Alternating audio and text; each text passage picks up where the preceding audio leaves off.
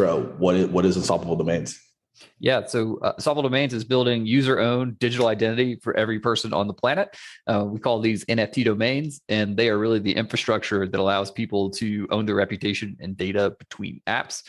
We believe that owning your data will drive equity, privacy, and empowerment for billions of people.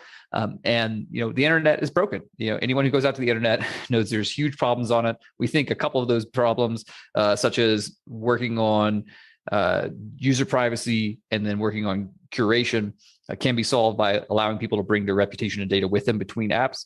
Right now, you only see a small slice of a person when you're interacting online. You really need to bring the whole person into that user experience.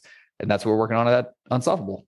Amazing. So something interesting. So when I was at Unstoppable, I know one of the core value props for the product was really simplifying the payment experience with connecting a bunch of addresses. You go into a wallet, you type in your .crypto domain, and the money is sent to that domain, really improving the experience that I think a lot of new people have issues with, where you're typing in this long address. It's extremely confusing. But now, from what I've seen online, there's more of a push into domains as identity, and you've touched on this a bunch. So I guess, can you talk a little bit about that transition and where you see domains in the world of Web3 identity? Yeah. So usually when you're opening up new products and new markets and new consumer behaviors, you really got to find something that people can latch onto to kind of understand, how that's going to change the world that they interact with. And so for us, like even at the very early stages of this company, we said to ourselves, using NFT domains could evolve to be a much more significant part of your digital life. But let's start with something that's very practical. So you're right, like NFT domains are great for mapping payments. You can hook up your Bitcoin, Ethereum, Litecoin address. That way you don't have to copy paste these 40 character addresses to send crypto back and forth. And the beginning thesis of the company was actually that simple. It was, if we're going to have all 8 billion people on the planet sending crypto to each other, they're not going to copy and paste hex addresses in order to send a payment. It's just too hard. And you have 50 of them or whatever. So you can just send money to Matthias.nft or what have you, instead of having to copy and paste that address.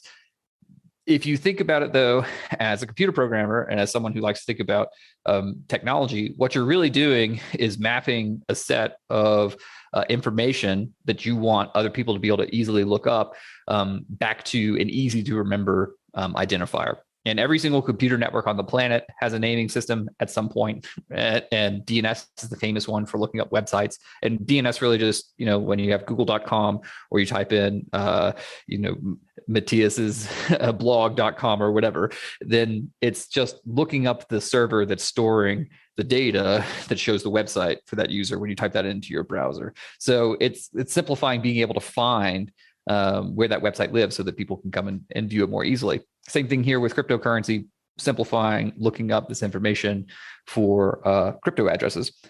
But the cool thing is, if you put these naming systems on a public blockchain, it's extensible. So you can add a bunch of other stuff onto it. And that's why people talk about NFT domains as being Web3 identities. And they can see that movement from, you have this open system, which allows you to map anything you want, starting with cryptocurrency addresses, to enable others to look that up. And wow, that's a really great place to build on top of over time. So that's why we think it's going to be identity. The things that we're seeing people do with it right now is hooking up their social profiles. People are dropping their NFT domain on Twitter, for instance, or connecting KYC information. We actually have a product for that as well, so that you can privately share that with applications. And this is just all about having a bunch of data that you take around with you on the internet that you can then share if you want to make it easier for other people to find out information about you.